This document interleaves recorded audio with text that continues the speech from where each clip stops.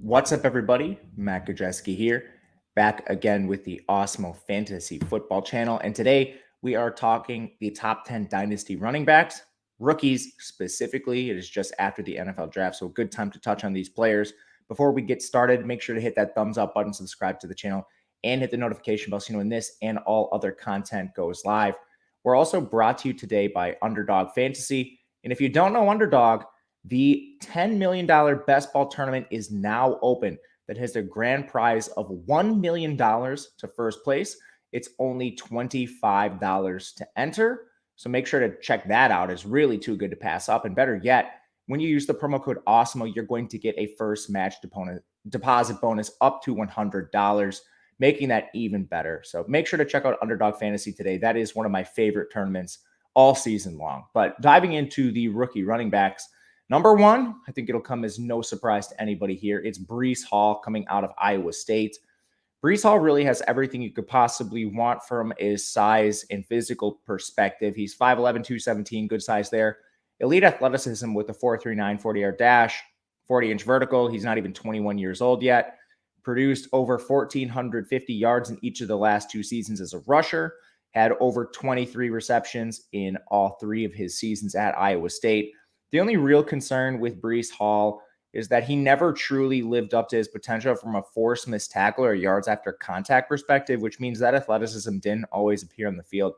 However, with Breece, all the counting stats are there. The draft capital is now there as a second-round pick to the New York Jets. And the only real issue is that they also have Michael Carter on the roster. Could he potentially take away some third downs for Breece Hall?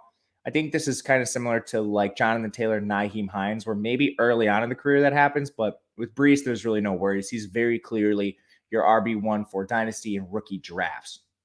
Number two, no concern here. It's Kenneth Walker coming out of Michigan State to Seattle. Second round draft capital for Walker. I think he was viewed as either the first or second running back prospect in this current class. He's a little bit smaller, 5'9", 211, but also incredibly athletic with the 4.38 40-yard dash is Walker, only 21.4 years old.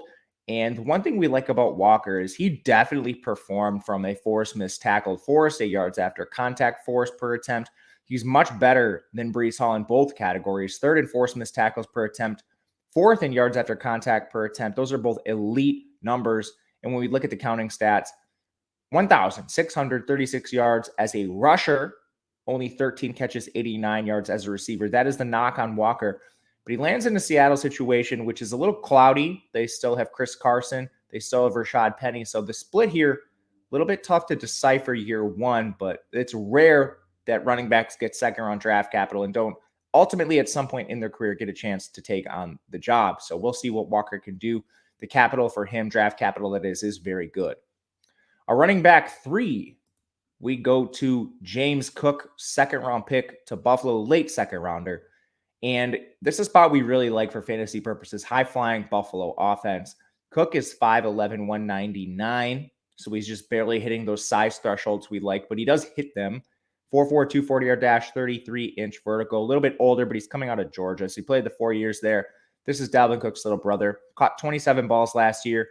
People like to highlight he wasn't just catching balls out of the backfield, lined up as a receiver plenty. And he did have 728 rushing yards on just 113 attempts, so incredibly efficient. But James Cook slides into a Buffalo offense, which could desperately use some running back help. They seem to have soured on Zach Moss, and you have a player in Devin Singletary who hasn't necessarily gotten the job done there. I think he's been serviceable at best, decent pass catcher, but very low athletic profile. Cook is the exact opposite.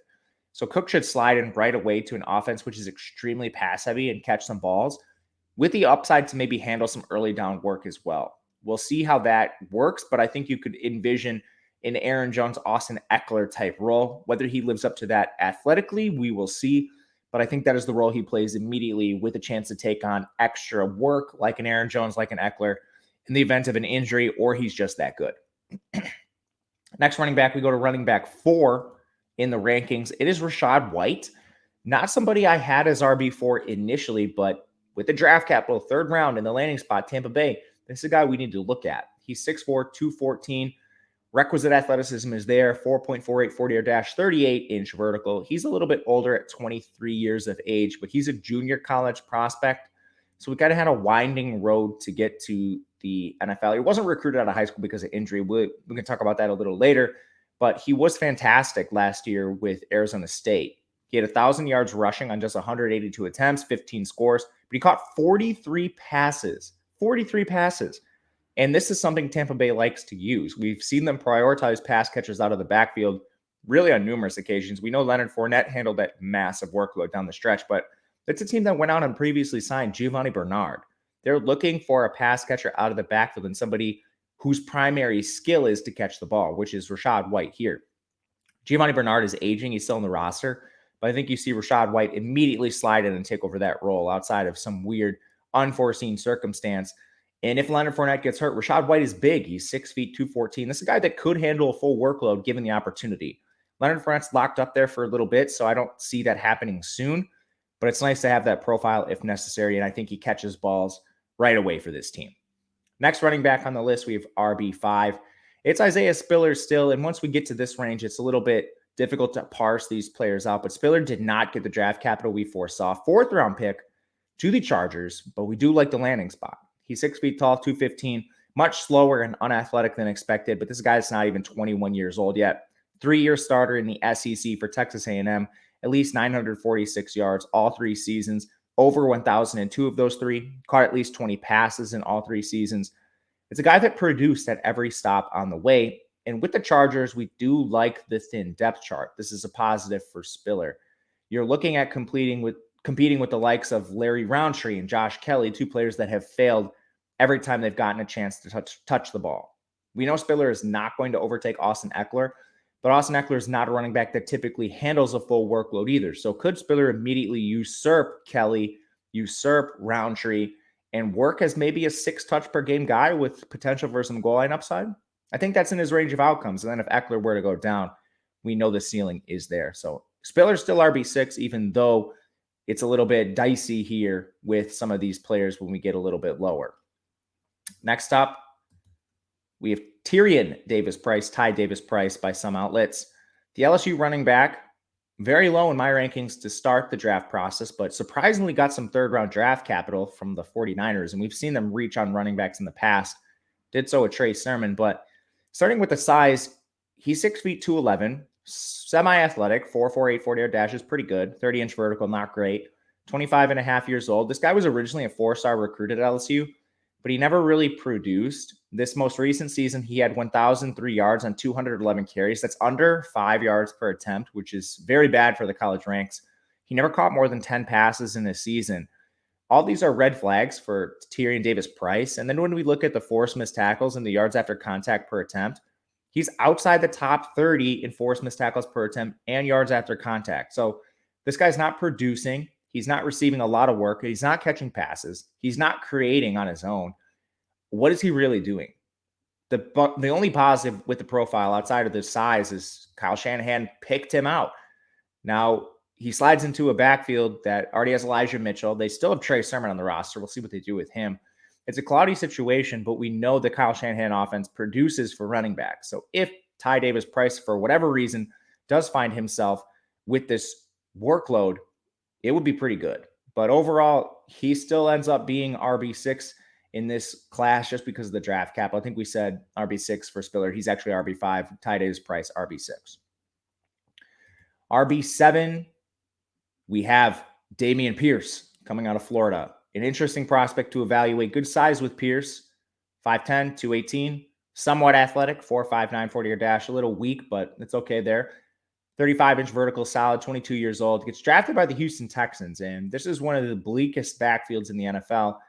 If the season were to start today, we would see some combination of Marlon Mack, Rex Burkhead, and now Damien Pierce in this backfield. So there is a wide open path to a workload. Pierce just has to go grab it. As a player at Florida, he came in as a 4-star prospect, but he never truly produced on the ground. He never had more than 574 rushing yards. He did catch 19 passes last year, which is solid if you want to look at a potential 3-down workload. And he was awesome from a forced missed tackle perspective. He was first in the class in forced missed tackles per attempt. Again, that sample size really small, just 100 carries last year. However, Pierce does have some concerns. Why was he never playing more snaps for this Florida team? I've seen a lot of draft nit guys posit that maybe he just couldn't function in the offense in a way that the coaches wanted to, maybe from a pass blocking perspective or actually attacking the right holes, going to the places he was supposed to. Again, a little bit of conjecture there, but there are concerns with Pierce, and they come mainly from a production standpoint. Moving forward to the NFL, though, this guy has a chance to produce right away in year one, which is not something we can say about later round picks typically, but Pierce definitely has that path if he can carve it out. He is RB7. Going to RB8, surprising third round draft capital for Brian Robinson coming out of Alabama, gets drafted by the Washington Commanders. We saw what Robinson could do at Alabama last year, and he has solid size. He's 6'2", 225. A 4.53 is very good at that size. 30-inch vertical, not great. 23 years old. He's a 5-year player at Alabama. Played behind a ton of really good players, Najee Harris, Bo Scarborough, Josh Jacobs, just to name a few. And he finally got his crack at the job this year. I do have some concerns. It took him 5 years to get on the field. He finished with 1,343 yards, caught 35 balls, which is fantastic. But from a forced missed tackle perspective, he was 14th in this class. His yards after contact per attempt, just average as well. And it took some injuries in the Alabama backfield. They had 2 other players in this backfield get hurt before Brian Robinson really took on that full workload we saw him finish with, the 271 carries. In Washington, there's still Antonio Gibson. There's still J.D. McKissick. So the role for him is very unclear right away. They don't seem to view Antonio Gibson maybe as they did a couple years ago. But Brian Robinson with third-round draft capital, that suggests he's going to get some work at some point or another. In worst-case scenario for the offense as a whole, this is just a straight 3-man committee. Ideally, for Brian Robinson and Dynasty, you would hope that maybe the Washington Commanders move on from both backs in the next 2 years. But right now, pretty middling in terms of role and projection moving forward. Only the draft capital props him up. RB9, we go to Tyler Algiere coming out of BYU, gets drafted by Atlanta. And we just saw Atlanta cut Mike Davis. So now it's Cordarrelle Patterson and some combination of Tyler Algiere, Kadri Allison, and the regular group of backs we've seen in the preseason the last couple of years. Still not great, but there is opportunity for Algiere if he can carve it out. And at BYU, he produced, especially in that final year. He's 5'11", 224, 4.6 40-yard dash, not great, but it does meet our thresholds, 33-inch vertical. Only 22 for a 4-year player is pretty solid for him. And he really broke out this last year. 276 carries, 1,600 yards, 23 rushing touchdowns, caught 28 receptions, did it all on all 3 downs. Algiere was actually a 0-star recruit, and he played some linebacker for this team initially. So this is a guy fairly new to the position. It's solid to see him produce and grow as a player over the last 3 years. Went from just over 1,100 yards as a junior to 1,600 yards as a senior. That's solid for Algiere. And again, in Atlanta, it's just Cordarrelle Patterson. It's just like Kadri Allisons of the world. There's a lot of opportunity here. Maybe it's just a change of pace, but if there was something to happen to Cordarrelle or he would go back to playing in the slot part-time, that could open up some work for Algiere. So for a 5th-round pick, he surprisingly has a decent path to playing time here. RB10, we go to Las Vegas with Samir White coming out of Georgia. Elite athleticism, 4.4 40-yard dash at 6 feet, 214 pounds. He's 22 and a half years old. Samir White, he's the back that complemented James Cook in the Georgia offense. He used more of their early down grinder. He was a 5-star recruit, but 2 ACL tears really derailed his career early. This most recent year, he did rush for 856 yards on 160 carries, only caught 9 balls, which is a concern. But again, could he do it, or was it just James Cook's that much better? They didn't need to use him in that capacity. I tend to lean to the latter. The bigger concern with Samir White is the forced missed tackles, is the yards after contact per attempt. This is a guy that was very, very weak in both categories. So what does that mean? He was getting the yards that were blocked for him and essentially nothing else, which is really concerning for a back who runs a 4.4 40-yard dash. Could it be he's still working through some recovery stuff and we're going to bet on the athleticism here? Absolutely. But he's now multiple years past that recovery. Those are some concerns. Moving forward with Las Vegas, the Raiders did not pick up the 5th-year option for Josh Jacobs, and he has not lived up to his first-round potential. He can be gone after this year, which might open early down carries for Samir White. You also have players like Kenyon Drake on the roster who have perennially underproduced. It's kind of unclear what Samir White is going to do for this team in year one, but the oft-injured Josh Jacobs and the fact that they didn't pick up his option at least bodes well for potential carries, at least in the change of pace role in year one. But those are the top 10 dynasty backs for me. Let me know in the comment section what you guys think. who you think the top dynasty backs are this year. I am Matt Gajewski on Twitter at Matt_Gajewski. Thank you for watching, and we will see you again next time.